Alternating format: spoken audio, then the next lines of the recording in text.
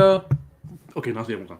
All right, welcome to Bucket Foria. I don't know why I This is wasn't. I'm eating. this is a sports podcast presented by Mafia Sports Report and Sports Dynasty. We are back again. It's Thursday, so you know what that means. Hoops live show. So, Yeah, go ahead. let's talk about the elephant in the room real quick. Yeah, pretty much. So Steve Nash got fired after a win versus the Pacers. Which my thing was, how you fire somebody after a win? But that was my biggest thing.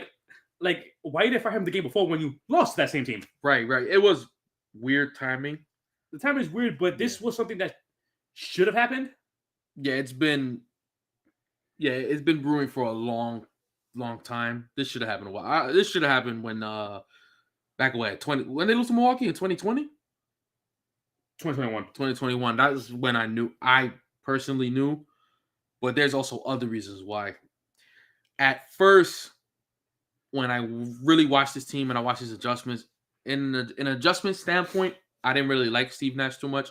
Because I'll never forget in that series against Milwaukee, I don't know why Jeff Green didn't play Game 7. I still don't understand why. And he was pretty much their sixth man in the team, right? He was pretty much the sixth man.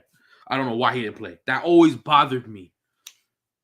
Line of rotations was always bad. But then in his defense, these players aren't coachable, especially Kyrie Irving. He was one of the first. When this all started, he was one of the first ones to say, hey, we don't really need a coach. Like, you gotta look at the timeline. So it was after, the bubble right now when they got swept by the Raptors, because they had the players. Right. And then they got Steve Nash, right? And then Kyrie Irving said that BS, we don't need a coach, right? So but you already got to deal with a few players that it feels like they don't respect your authority, right? Exactly. So, and because Durant, you don't know what the hell he's thinking half the time. And Kyrie Irving is Kyrie Irving. He literally will just disappear on you. Right. And these are the leaders of the team. So it's like, that's contagious behavior. If the two best players in the team is doing that, what do you think the other players are going to do? Right. And he even himself went to ownership and said, they're not listening to me. Right. And it's like, again, you did that, then you trade for Harden, which again, Harden is another big person. You saw how he pretty much just did that on Houston. Right. He's seen how bad this situation was, and he said, "I'm out of here." He said he pretty much screamed, "Trade me!" Right. To get up out of here, and then you got a player who literally may as well be a fashion designer than an NBA player, and Ben Simmons, because all he's doing is sitting on the bench showing off the different fits that he got. So it's like, what is he supposed to do in a situation? And it's like, it's so weird that your first coaching job is this. Yeah, he definitely got dealt a very bad hand to be in a group of players who aren't coachable, and he doesn't really have much to any coaching experience. He doesn't. So, like he was a developmental coach for the Golden State Warriors, and then he got hired as a head coach. That's legit. Like, if a quarterback's coach or running back's coach just became a head coach for an NFL team, that just doesn't happen. And it's like, and again, it's not all Steve Nash either. It's not all him, by the way. Again, they played a game without Steve Nash. Yeah. Right after that same day, they played a game after them. They played the Chicago Bulls. Yep. Up by 12, up by 15, around that much. Then blew it and lost by 9 points. Kyrie Irving may as well not have been there. They probably had their chance of winning. He was that despicable on the court, going 2 for 12 for only 4 points. Yeah, he was so bad. There were people on NBA Twitter. Some people thought he just quit on that game. I think at one point he had 2 points. He was like 1 for 12 or something like that. No, he went 2 for 12 on the game. 2 for 12 in the game. Yeah, that's abysmal. Yeah. Homie had more turnovers. He had made shots. It was really bad day in the offense. Durant is Durant. He's gonna get you. He's gonna get you his points. And Royce O'Neal is actually been playing better than what. Yeah, like 4 threes in that game. He had 20 that game. Yeah, he had 20. Wow. He's actually been better than advertised for this team. But it's like, oh my goodness, Kyrie Irving is completely inconsistent. There's games that there's Kyrie Irving, and there's games like wait, I'm for the paint today. Yeah, you could tell this team doesn't have a togetherness. You know what I'm saying? Where they're all just locked in. and set on one goal, because you look at Ben Simmons and you look at Royce O'Neal, these are good defenders. Like both of those players, you could play switch defense off of them. You know what I'm saying? So it's weird how they're I think they're like top 3 worst defense. They allow a lot of points. They're one of the worst defenses in the league. They're really bad. Right. And you would think that they would be better because they picked up players who are good defenders. And it was 2 of them. So you would think that the rank of the team ranked defense would skyrocket, but this team is just horrible on defense. No, it's like they don't give a shit about it. Yeah, and I was thinking, like, if you really think about it, what is the identity of this team? I don't even know. Is it just Durant and friends? Like, I don't know what's the identity of this team. Is it like just Durant save me and Kyrie, I guess when you're there mentally?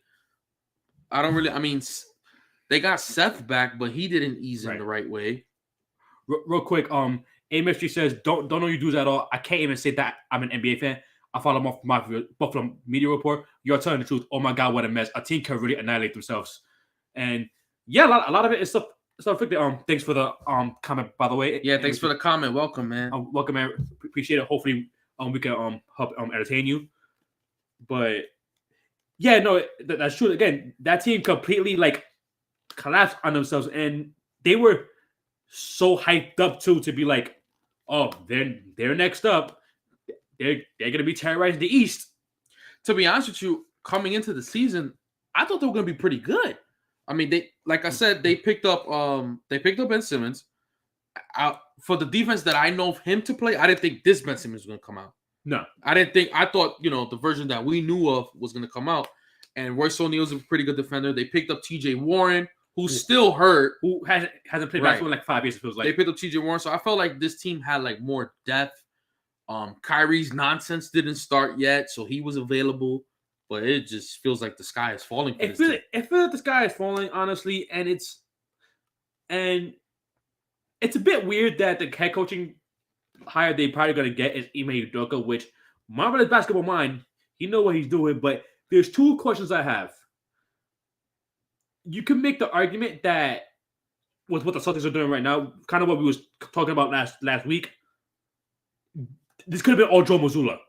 Right. Yeah, Joe Mazzulla and Will Hardy, who's coach for the Jazz now, and look how they play right now. Right. So I think this is the true test to see what Ime Udoka is made of. Because from what we seen last year, we were under the impression that he's a defense guy, and he's very focused on playmaking. But like Alex just said, maybe that's just a Celtics. That's just the way the organization is. This is what Brad Stevens created in that team. Now that Ime Udoka's in the Nets, we're gonna really see how good is he, because this is he's getting dealt a bad hand right now. He's getting dealt a bad hand. But if he can make these guys play defense, if he can make these guys move the ball, then we'll really see that he was a great coach all along. It's the biggest thing about this team that it feels like they don't have is they just don't respect anybody. No, they don't. They feel like they're the ones who run things. They feel like it's their show all the time. But at the end of the day, even the GM and the owner told Kevin Durant, we're gonna keep Steve Nash going into the season at this, that, and third, which I feel like they didn't even want to fire him, but since I think Steve Nash, I don't want to say he wanted out, but the fact that he's like, listen, they're not.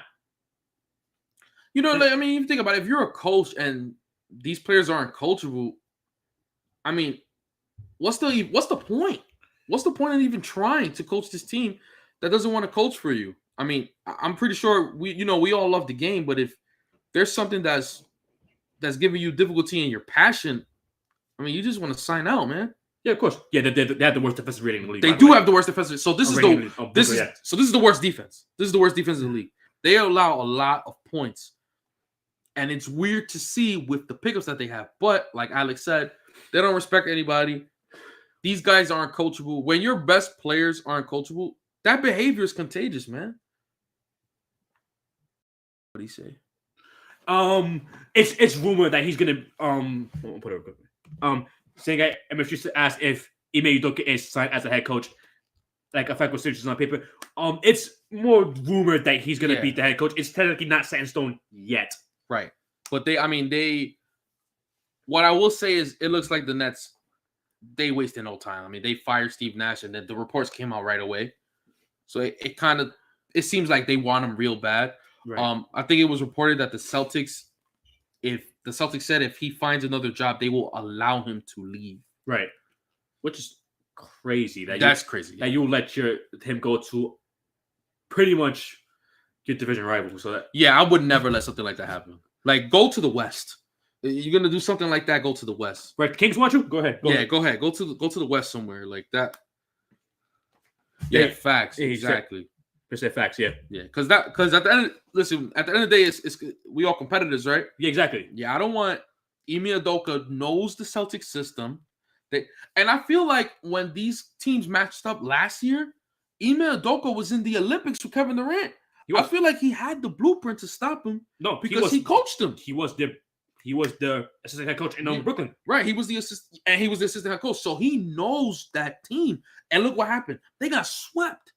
He probably had the blueprint. And I will never let this go. I feel like in 2012, when OKC played Miami, and when LeBron worked out with Durant in the summer, I feel like LeBron picked up on his game. And that's why when he was OKC, he would never beat LeBron. He would never beat him. Until he had to jump him. Right, until he had to, until other things happen. Yeah, he had to jump on Golden State. But I feel like that's also another part of the battle. I feel like in the off season and when you do other activities with your peers, you gotta face them later on. Yeah, he said you're right about unchangeable players on the Nets. I mean, yeah, it's true. It's true. Real quick, just something I want to ask you real quick.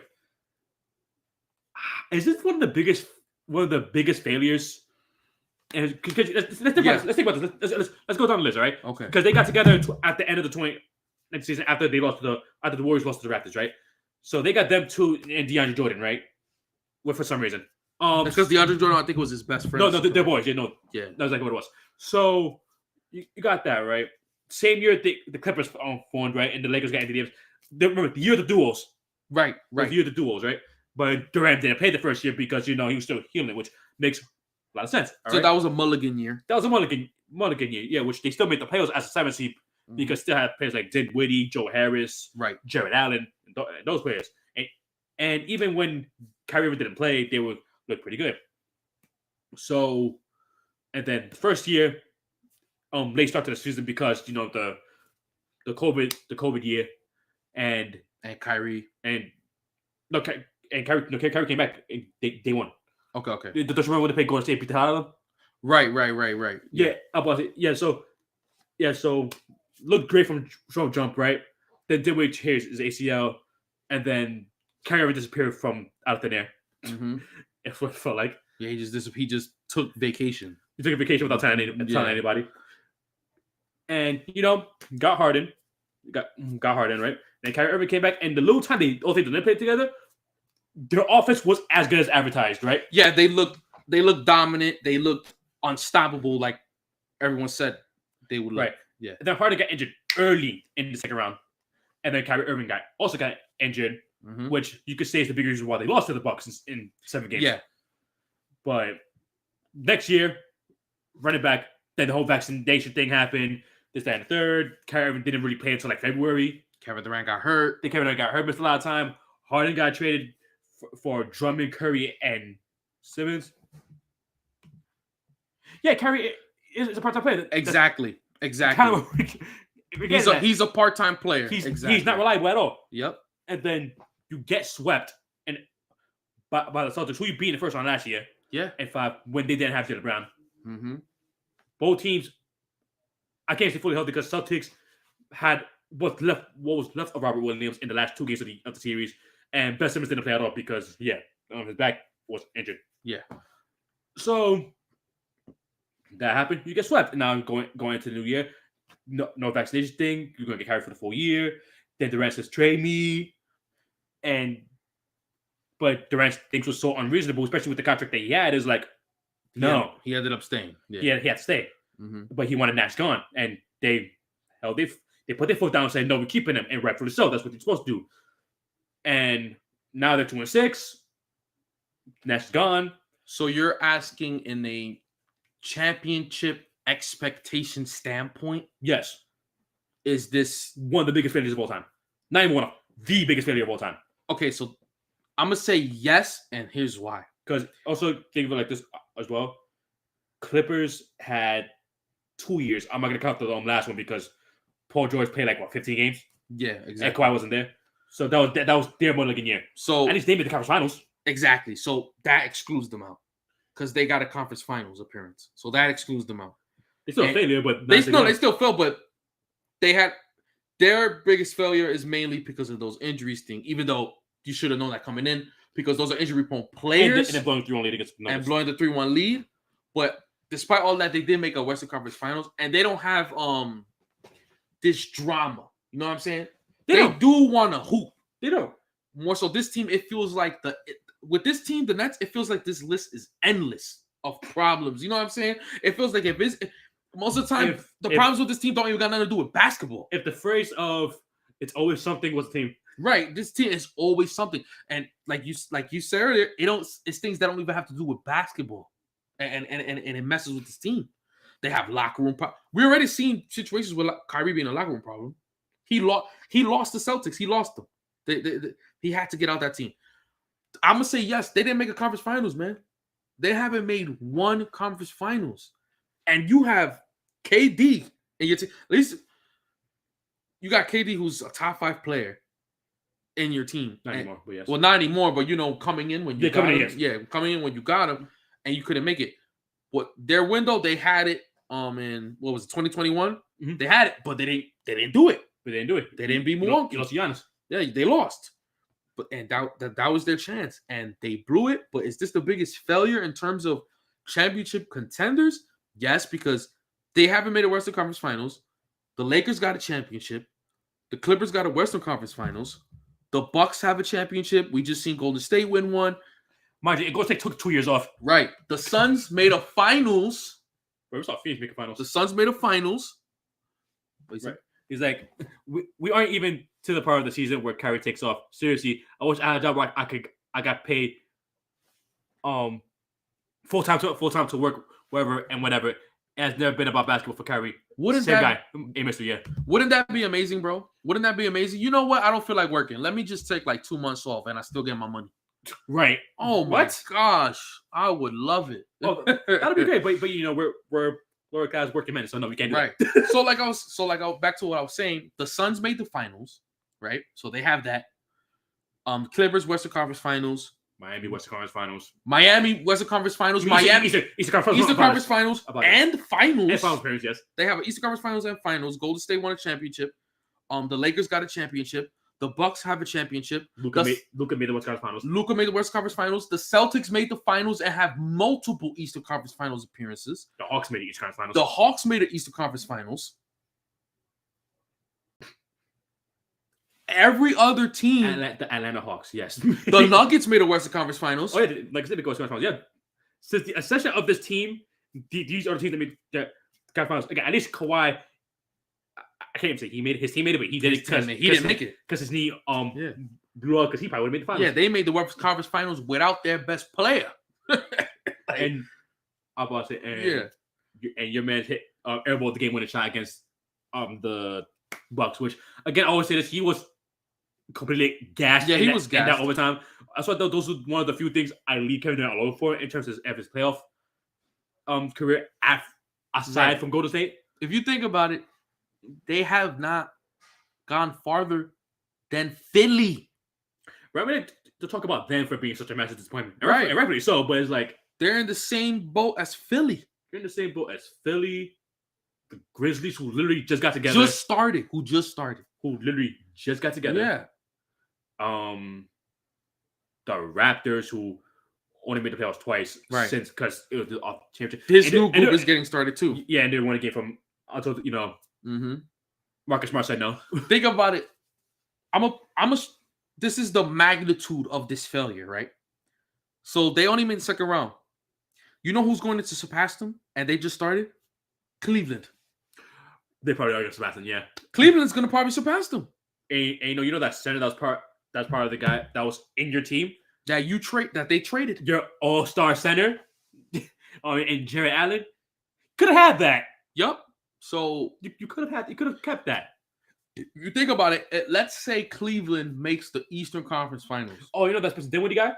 And Spencer Dinwiddie. He also in the conference finals with Luka. He also made the conference finals too. So the players that you traded for these superstars are thriving in pivotal positions, and they're winning. I just remember Caris LeVert on the Cavaliers too right now too. Caris LeVert, and he's playing great too. So if Cleveland makes the Eastern Conference Finals, wow, yeah, they have 2 players that they traded. Cleveland. That's how bad this failure is. I mean, winning forgives all. You know what I'm saying? So all they got to do is just win, which that's not going to happen, but you know what I'm saying. Yeah. Winning forgives everything, but it seems as though all their peers, everyone they're competing with, are doing more than them, who are considered contenders. So this is, I say this is the biggest failure. Talk shit about the Lakers all they want about them missing the playoffs, but they have something they don't. They have a championship. They have a championship. I'm about to say, it's insane how it's like, they start talking about it. I feel like they start talking about it now as recent, but it feels like they always had a pass for their failure. Right. And it just never made sense to me.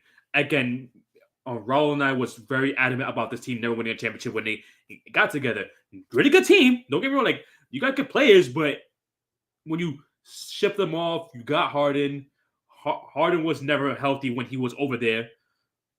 And then he looked washed. He looked done. You trade him. Now he looks pretty good again, even though he's out for a month, unfortunately, for him. But I think it's safe to say that the hammy injury was weighing on him. Yeah, and then you traded for Ben Simmons, and the little that he played this year looks completely awful. Yeah, he's completely signed out. It's like the best player you got in all those trades was Seth Curry. Yeah. Yeah, he was the best thing. Hey, no disrespect to Seth Curry. I like Seth Curry a lot. Mm-hmm. But that's the best thing you got for trading all those pieces that you had, an all-star center, a good scorer off the bench, and Spencer Dinwiddie is a good scorer off the bench and could start next to you guys. Yeah, Seth Curry, how much would you expect? He's just a role player. He's just a great shooter. Yeah. That's it.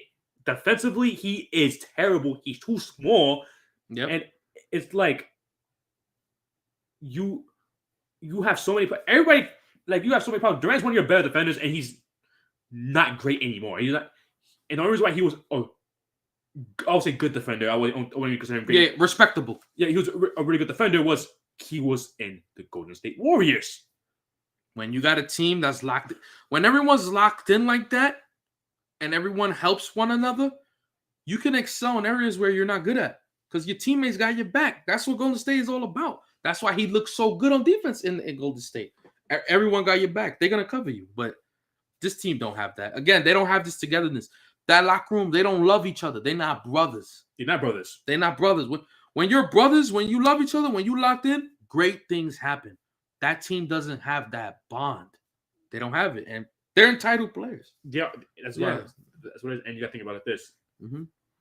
Like, I would like to see Steve Nash be in that bench again, but as an assistant. Right, to learn. Because coaches do need that growth. I would like to see him, because I would like to see him be a head coach again for our team that's not like this. Yes. So he can actually get a fair chance, but I think he needs to be an assistant coach first, and then resurrect to a head coach because coaches do benefit from that. Yeah, great example. Jason Kidd, he became an assistant in the 2020 Lakers. That was an amazing basketball team. Everyone was locked in. Everyone covered for one another. They all played defense. There was a great level of trust in that team. And he learned from that team. And then he brought that defensive philosophy to the Dallas Mavericks. And look, he changed the whole team. Right. But, and now the Mavericks still play defense. And now you look at the Nets. They're not better than the Bucks. No. They're not better than the Cavaliers. No. They're not better than the Celtics. Nope. They're not better than the Sixers. Nope. They're not better than the Raptors. And the Sixers suck, and I'm saying they're not better. Yeah, exactly. Yeah. They're not better than the Raptors. Nope. And this is the Raptors team I'm talking about, even if it feels like Pascal Siakam is the only person killing it. Right. So not better than they're asked, are they better than the Knicks? About Who would win? Like, I don't know. Are they better than the Knicks right I don't even think they're better than Chicago. now? No, I don't think they're better than Chicago either. And Chicago even got their players like that. Nope. I actually would love to see this team play the Knicks. I want to see what happens. What do they play? I have no idea, but are they? I don't know. Jalen Brunson, he's playing at such a high level. They seem like more of a team than this Nets team. Because you got to think about it like this. It is the last point I'm going to make before we move on from this. Here are the notable teams that the Brooklyn Nets have a worse record than the Los Angeles Lakers, and mind you, and the reason why I'm saying them is because they started the season. Yeah, they gave him an 0-5 lead. They literally said we're not going to win the game until everyone else wins first, and they still have a better record than you. The Oklahoma City Thunder, who looks pretty good. So they far. do look pretty good. I can't even lie. The Sacramento Kings, the Los Angeles Clippers, them winning 2 straight against the Rockets help. The Charlotte Hornets, and mind you, they even got 2 guards. The Washington Wizards, who don't look that bad. The Wizards who don't look that bad. Yeah. The Knicks, who lost 3 straight right now, but I think they've fixed it. And the Indiana Pacers. There's obviously more teams that have better records than them, but it's The Pacers who beat them. right. The Pacers beat them. Yeah. The Pacers beat them. There are obviously more teams that have better records than them, but we're talking about teams that You naming bottom of the barrel teams. And the Spurs. And the Spurs, yeah. And Utah.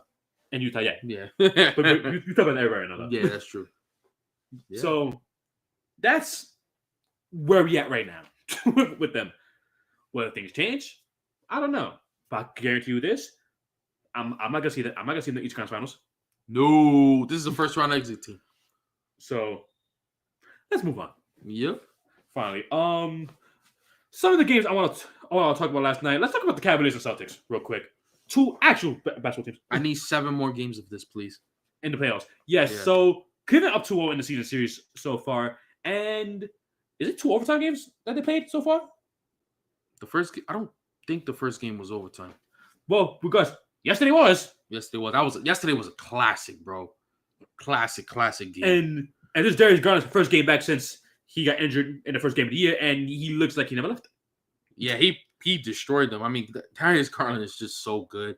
His game, everything he's like a smooth operator, bro. It was overtime. It was overtime for the first game? Yeah. So these teams, watching these 2 teams play, it reminds me of Miami and Toronto last year. Yeah. This is just 2 teams that are just such an equal matchups, equal level, and they're battling each other. Like, I'm praying that these teams play in the playoffs. And they stay healthy, please. And they stay healthy. But, I mean, so far it's showing the Donovan Mitchell and the Cavs, that extra push that they needed to ascend to another level, it seems like he's pushing them to that level. Yeah, he's doing exactly what he is there to do. Exactly. And, I mean, I'm amazed by Kevin Love, bro. Like, he accepted that 6-man role, and it looks like he's gonna compete for 6-man of the year. I'm already convinced. Right. Not the greatest game today, though. Not to them. Right. Last night 1-2, but it's all right. This game against the Knicks, he dropped 30 off the bench. Yep. Like there's just games that he just gets there and just lights the gym on fire. Yeah. And this game in particular, it felt like a playoff game. You know, it felt like a playoff game, and it felt like down the stretch you were off the edge of your seat, and it felt like clutch plays was happening between. They were trading clutch plays from one another back and forth. Right. And you got Mitchell, who looks like a decent defender. Looks like a decent defender in this team. You got Evan Mobley on the defensive end. That is just one of the best defenders in the league. Yes, he is. Yeah, definitely. He's so good. It's right. It amazes me with him. I'm glad that you mentioned the defensive end with Donovan Mitchell. Here's another thing. See, he's not known as the better defenders in his league, but you know what the thing? When you're in a team where everything just feels right, where you're surrounded by talent, you're surrounded by good teammates, you guys all on a mission, you just do things better. And that's exactly what he's doing. This is a team that's locked in. No, he has nowhere near as amount of offensive responsibility as he did in Utah. In Utah, he was either I score, or we're screwed. Exactly. So, yeah, so the toll is not the same in this team. So he could put effort elsewhere. Hence why his clutch time numbers last year was so garbage. Right. It's not showing me your name, just says Facebook user, but let me read your comment out. It says last night's game against the Cavs was crazy. Yeah, we lost both games in overtime. But this Cavs team is scary good. Yeah, they are. Yeah, they're really, really, really good. Both games could have went either way, so I'm kind of taking the 2-0 lead with a grain of salt. Oh, it's Trevor. Oh, it's Trevor. Hey, what's up, Trev? Yeah, I didn't show your name, so I didn't know it was my fault. That 2-0, I'm taking the 2-0 with a grain of salt, and I'm just seeing it as just two teams matching up. It's 2-0, but it could easily be 2-0 for the Celtics way either. Exactly. So, and let's say this is a playoff series. I'm seeing back and forth, trading wins over and over. I see it going 7. Right. As they are right now, if they were to match up, I think this is a 7-game series, and it will be a classic to watch. Now, this is a series where they most definitely need Robert Williams for. Yes, they need him back. Because especially with these Twin Towers and Jared Allen and Evan Mobley, you need something. Right. And I just want Al Horford and Robert Williams, when he comes back, you could combat that. Exactly. They're just big, man. They run D Wade as a small forward, man. He's bad. He's so big. Exactly. He's tall, and then they got Kevin Love coming off the bench. This team their guys are big. They have size. But that size, but they can move though. And they can move. That's why it works. They're agile. They are.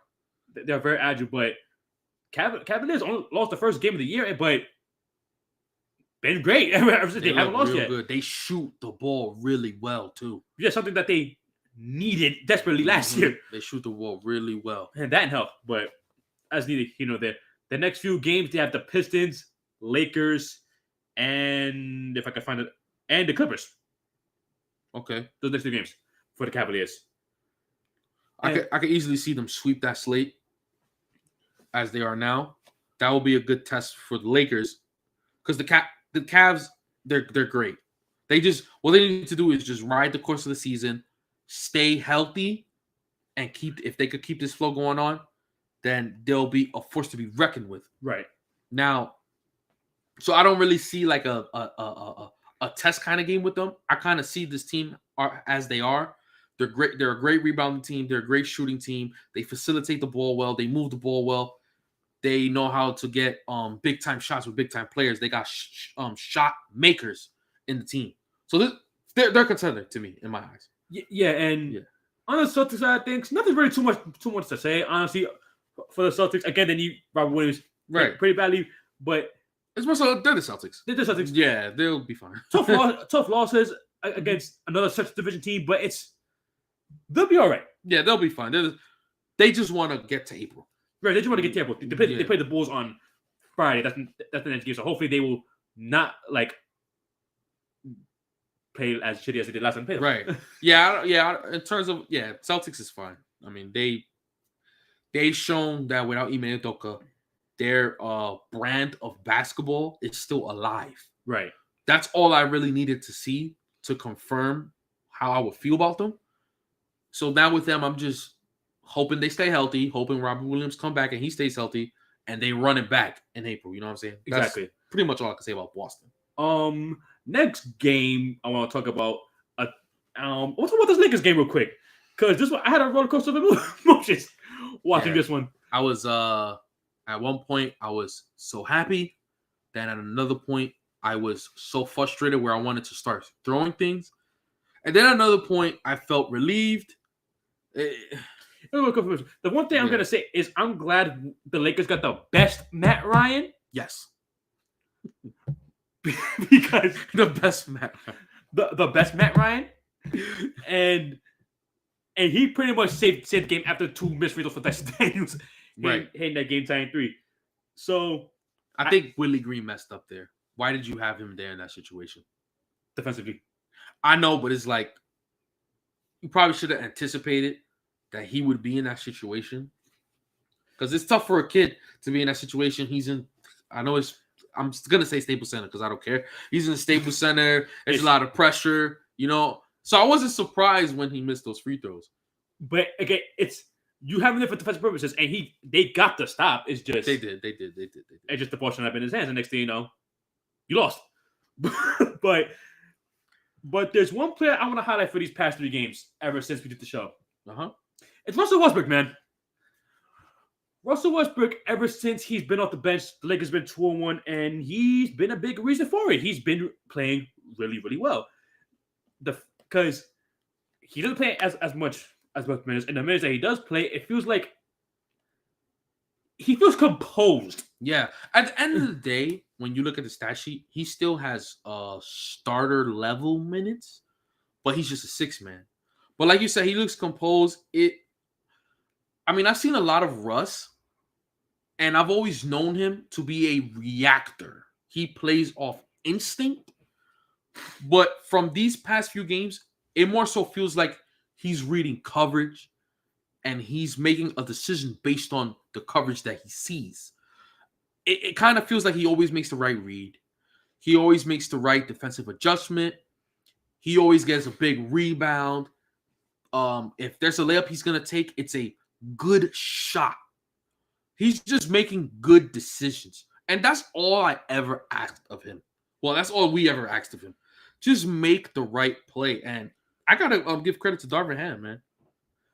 Yes. I got to give credit. I think Darvin Ham is the guy that actually he got into Russ, and credit to Russ because he bought in to Darvin Ham. He believes in Darvin Ham. He believes in his system, his philosophy.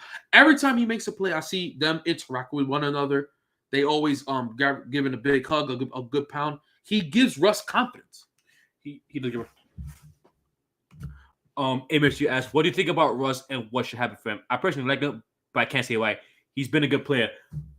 Like, okay, this is tricky. It's tricky because, all right, here's my thing with Russell Westbrook. Because last year he was despicably bad, but this year he's been much better. Yeah. In this role, and depending on the contract, I would not mind seeing him here again. Yeah, You said the Lakers probably not the best place. Well, okay. From what we're recently seeing with Darvin Ham is making him play defense because pretty much if you don't play defense, you don't play in this team, right? That's one. Two, he's also implemented that everyone hustles in this team. Everyone fights for the ball. A big reason why they won this game too, they crashed the boards. Austin Reeves got a big rebound. Patrick Beverly got a big steal. These guys are constantly fighting, and Russ has bought in. If Russ is going to play like this, then it's fine. He comes off the bench. He doesn't disturb the flow of the starters. The paint doesn't feel congested. They run good pick and roll. I seen Russ run pick and roll with LeBron in one run play, and he gave him the right pass. With under Darvin Ham, it seems like Russ is making the right decisions. If he's doing that, then I think he's fine because he is a great passer. Yeah, if he plays like this, right. He extended his career because it looked going into the year, it kind of felt like this was his last chance. Exactly. But now, Alex actually texted me that last night while we were watching the game, and he said he thinks Russ extended his career. And I agree with that because what Russ showed us is that he's coachable. Agreed. The new coach may be a huge factor, and I hope for more. I hope so too. Yeah. I think what Russ showed is that he's coachable. I didn't know that, by the way. I didn't know that either. I didn't know that, by the way. Listen, I'm giving a lot of credit to Darvin Ham, man. Like he really is. He got this team playing. I'm talking about impeccable defense. Like this defense is phenomenal. They lock up. He got AD looking like the defensive player of the year right now. Like AD's on everything. He got, again, if you don't play defense, you don't play in this team. Like he's on defense and contesting shots constantly. That game tying 3, Darvin Ham drew that up. He did. He drew up a good play. So if Russ is gonna play like this under Darvin Ham, I have no complaint. I haven't really complained much ever since that Portland game. I haven't really had much to say about Russ. Anything really negative to say about him? No, the Portland game was the only game that I really hated his guts for. Right. Like the Clippers game was him going 0-11 was very, very frustrating. But he made two to 3 key steals on when Kawhi tried to post him up, and he pretty much snatched it down. Yeah, I feel like. Yeah, exactly. I feel like everything else he did well in that game. He just didn't score. His scoring. Yeah. His scoring numbers was the worst thing it possibly could have been. Exactly, but he hasn't really. He's been fine. besides that Portland game, he's been fine. And in the 6-man role, I think doesn't he have like the best plus minus in the team? Probably. He probably does, right? Yeah, when he's on the floor as a 6-man, good things happen. He does. Game 13, 7, and 9, and only 25 minutes to play, which is I feel like it's perfect for him. And Lonnie Walker, there's one player I want to talk about. Lonnie Walker, it was him. He looks phenomenal. The one player that I was not happy that we got. 28 points with LeBron playing as bad as he did. Because he was 28 points and consistently, it feels like he's supposed to be our spark plug, and he's been living up to that. He has. Because there was. I'm an NFL fan, but them owners and GMs, they can destroy a team inside the season. Oh, I know. Yeah, they can. I know that. But yeah, he's lived up to the spark plug role. He has. He hit 5 threes in this game, I believe, right? Yeah, I think he went 5 for 9 from 3. Yeah, he missed the first game time, the one before Matt Ryan gunned it in the corner. But he's been so good this year. Like again, they hustle. They hustle. They hustle. They get those hustle points, right? And at the end of the day, that's what's gonna win you games later on the line. And I said the 0-5 start, but again, win back-to-back games against 2 good teams. Denver and Pelicans are 2 good teams. Yeah, Pelicans. I would like to know. Pelicans beat the Clippers. Pelicans beat They beat the Clippers. They beat the Mavericks without Zion and Ingram. Yeah, they beat the Mavericks without Zion and Ingram. This is a team that scores. This team puts up points. They're hard to defend. No, they are. Yeah. And the Lakers did a good job. They did a real good job. This team has the intangibles. I could see them winning these tough games. What I love the most about this game is that LeBron was horrible. He was horrible. But guess what? They still won. Those are the games that you like your best player played as bad as he did. Yep. And they still left out there with a W. That's what gives me it gave me a good sign. They don't need LeBron to put up these crazy numbers. They don't need him to play great. He was horrible in this game. He did not play well. And they still found a way to win this game. They blew a 16-point lead, which was bad, but they didn't crumble under it. They still fought hard. Again, Darvin Ham. It's him. He gave this team an identity. Yeah, yes, that much he did. And and again, they bought into the system. You can see on the floor. They've been marvelous. Yeah, I mean, look at the bench when this team plays. When good things happen, they're always happy. They're always cheering. They're always jumping. They like each other. They have such a camaraderie that I didn't see last year. Exactly. I can actually sit here and watch this team play. Unlike last year, it made me sick to my stomach every single time. Mm-hmm. So again, they're competing. They're actually getting the wins now, and Jazz twice and Cavaliers. Those are their next 3 games. It's a good test, big test. Utah. Utah's scary because they have so many options. You know, the personnel's not that good. Like Utah personnel's not that good, but with the way Will Hardy got them boys playing, it's like, yeah, man. And they have so many options. They could shoot a lot of threes. So this is a team that if you're not ready, they will run you out the building. Again, since the Lakers have this defense, they're so locked in on defense. I think they're gonna be this. They will always be in the game to me. Why do you think LeBron's still in the game? He's playing against himself. I think he's in it for much more. I mean, he wants. This is my opinion. And as Tommy pulls up with the fire doing Casey. Fire Casey. He's doing Casey. Doing Casey. He wants to. What an entrance, bro.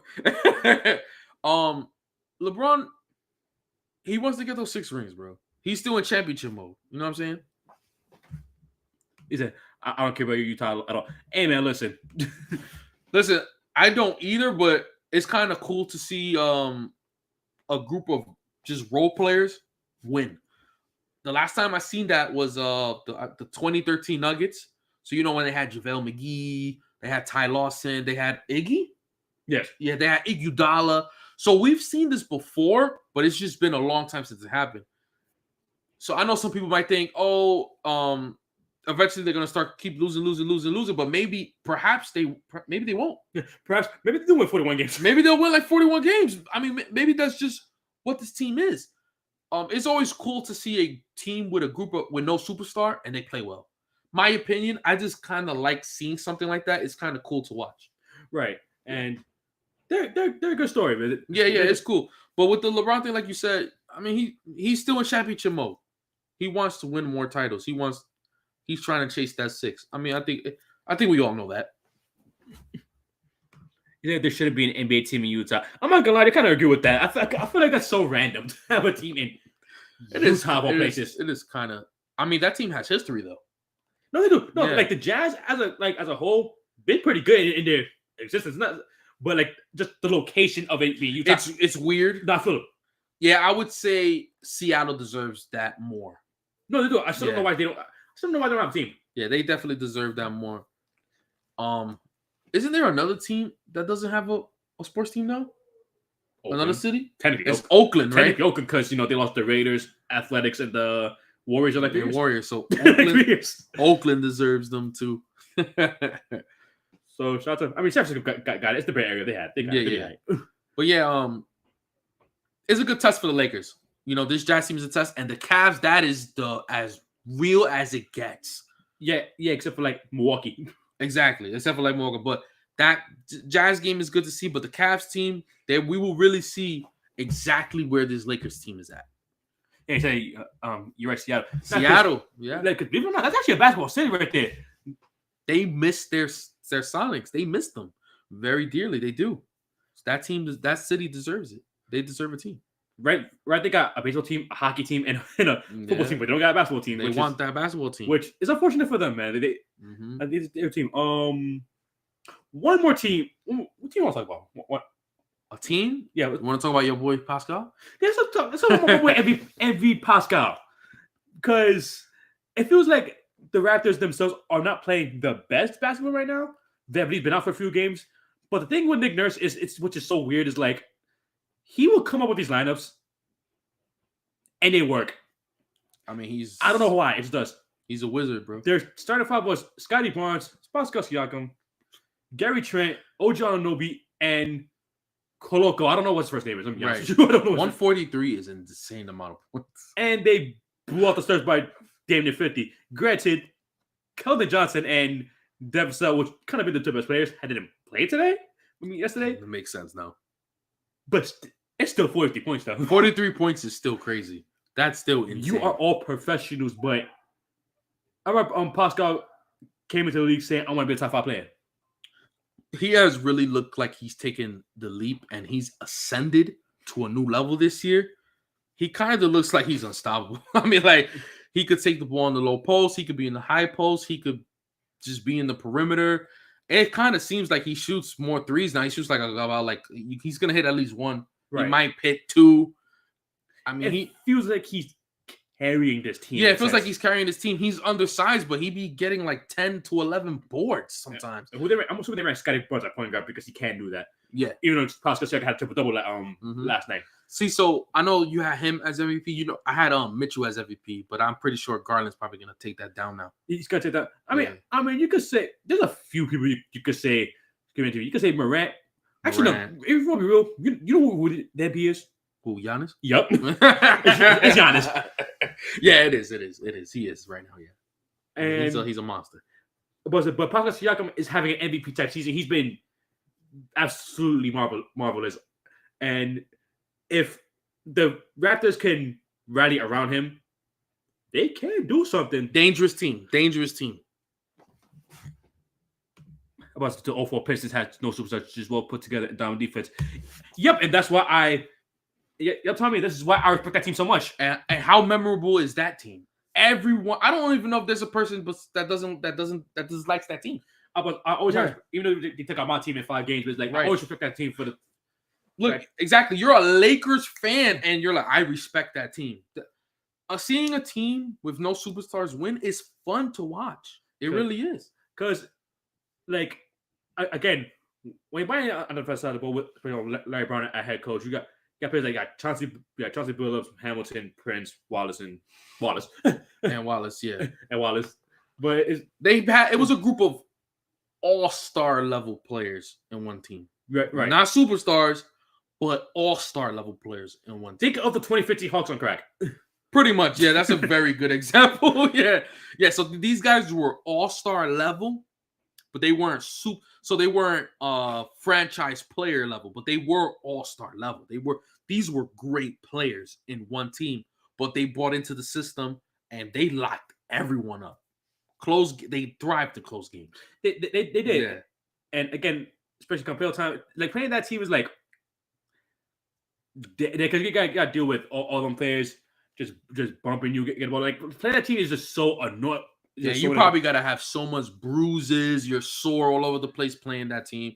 In the rebound battle, you probably got Ben Wallace and Rasheed Wallace elbowing your ribs and all that. Like they moving you aside. So this was they were very gritty.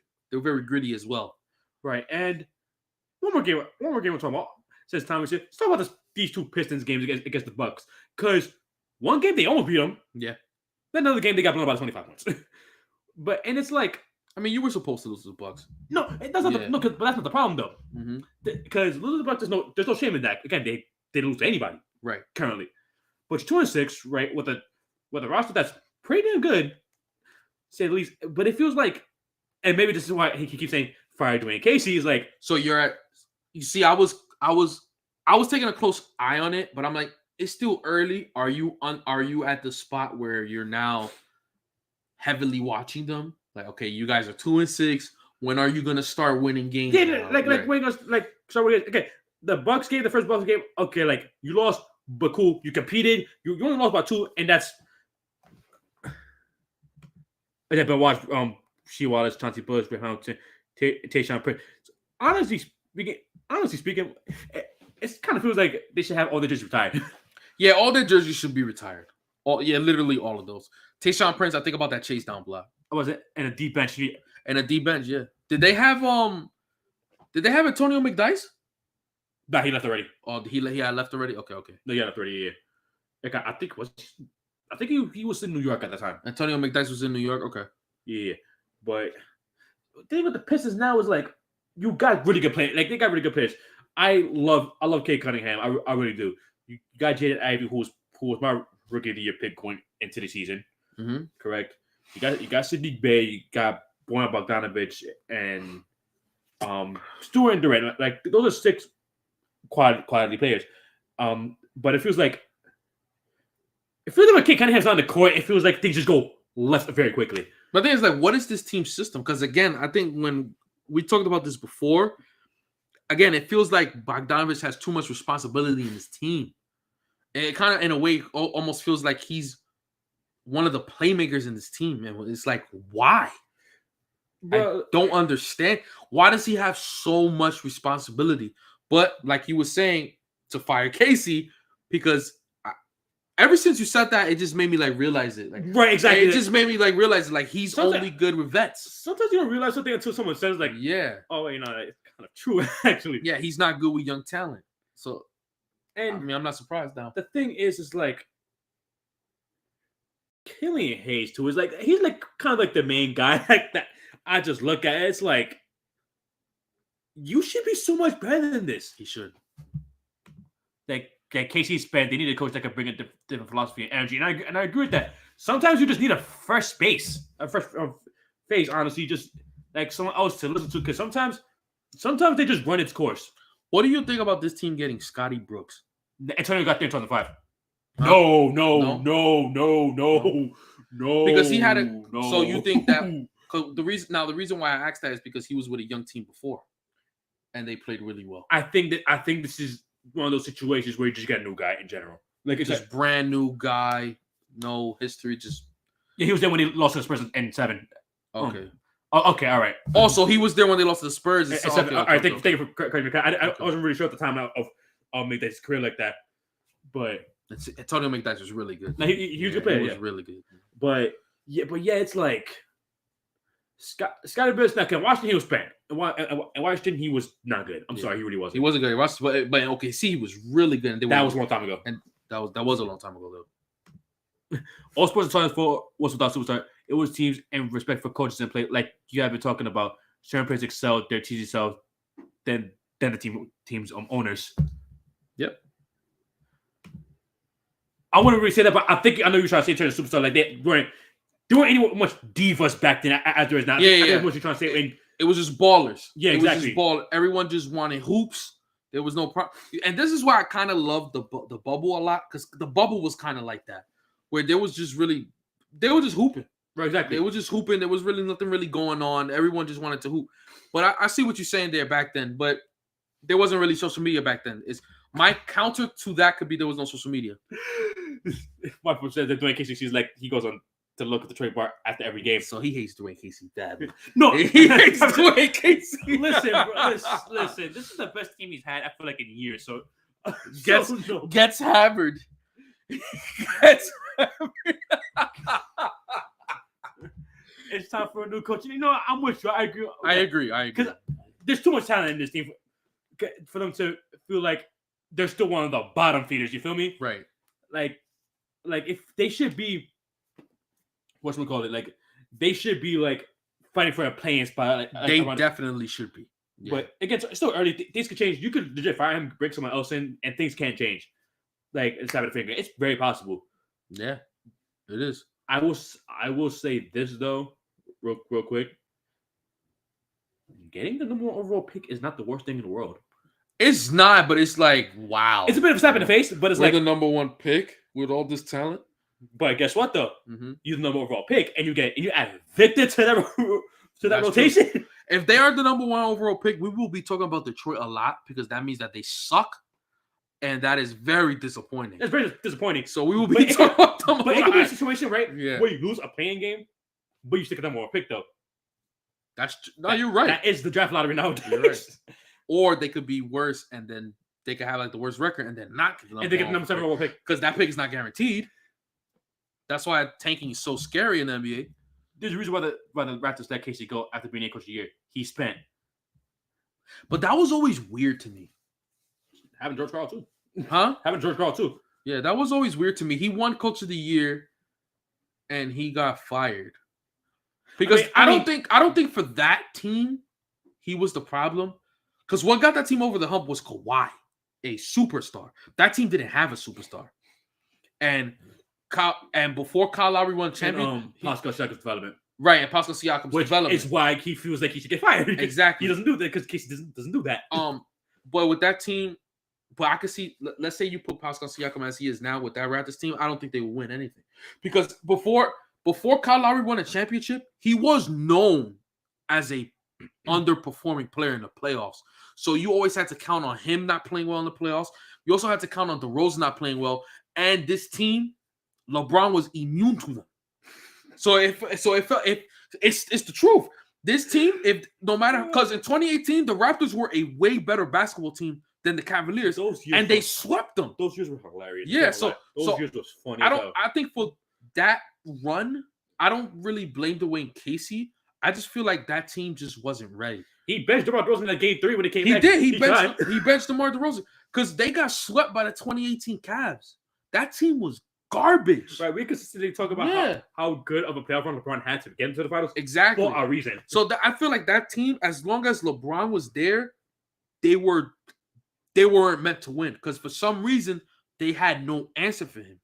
So, but what that team needed, like he said, was Siakam's development. And when they got Kawhi, who's a superstar, for that Raptors run, I wouldn't give Dwayne Casey too much blame for that. I wouldn't either. Yeah. I wouldn't either. But for Detroit, kind of. For Detroit, yeah, you opened my eyes.